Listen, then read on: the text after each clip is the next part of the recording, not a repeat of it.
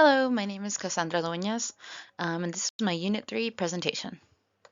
So my first item I chose was tie-dye. So when people think of tie-dye, they usually visualize like tie-dye shirts and the clothing in the 1960s and the hippie movement. So these shirts were infamous in this era due to people expressing themselves with their own patterns and colors. Famous music artists like Janis Joplin, Jerry Garcia of the Grateful Dead made them popular. The practice of dyeing fabrics dates back centuries. So even though it was famous in the 60s, this was not the first time that tie-dye was invented or popularized. Everyone has probably dyed a shirt with rubber bands, bleach, and color dyes. But in 4000 BC, they would do it differently.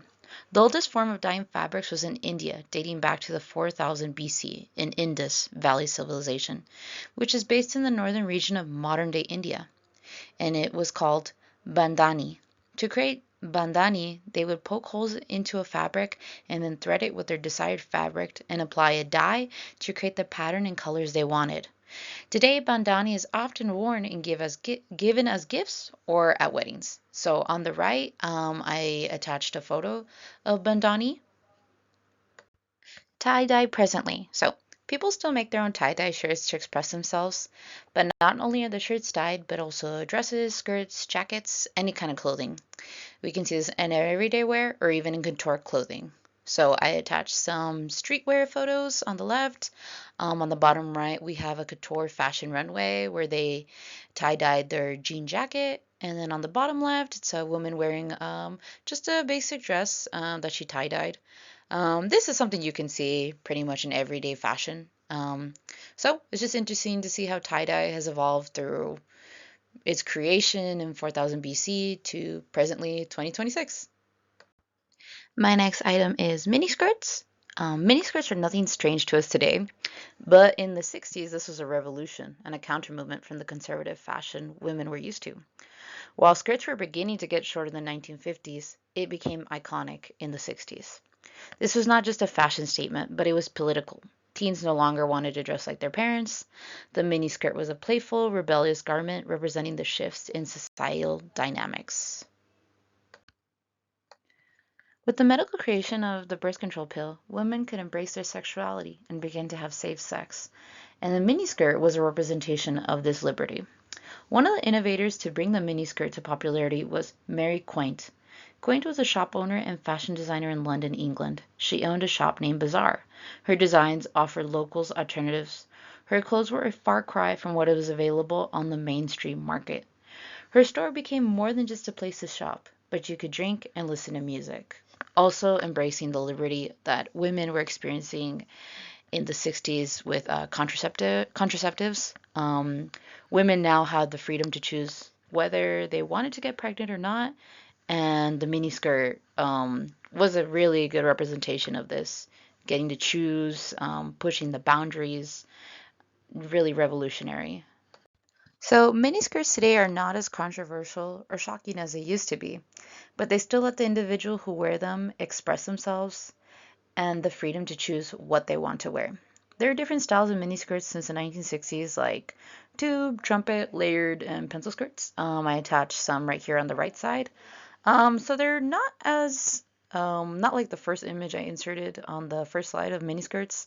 They have very that mod look. Nowadays, there's a lot of variations, but equally, they're just expressing their freedom, like what this fashion is all about.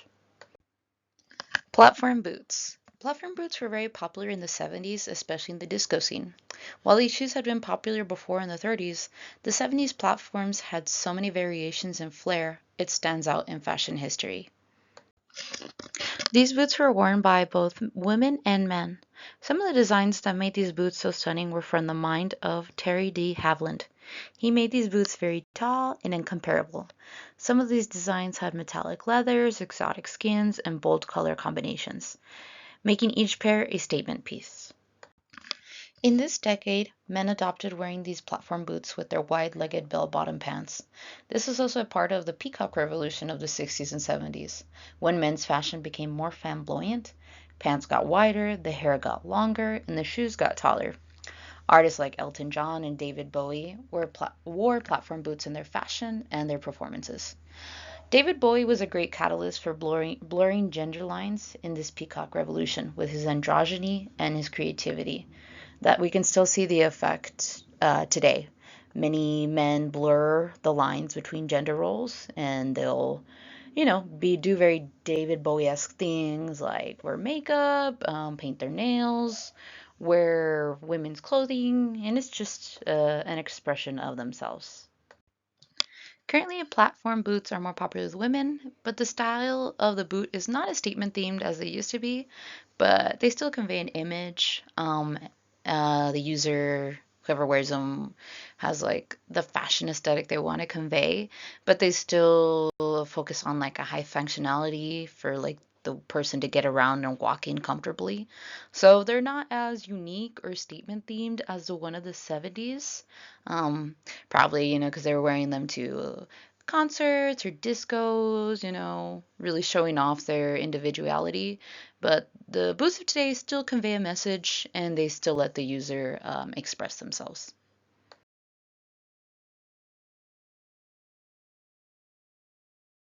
So, this is my Unit 3 presentation. I hope you liked it. Thank you very much for your time.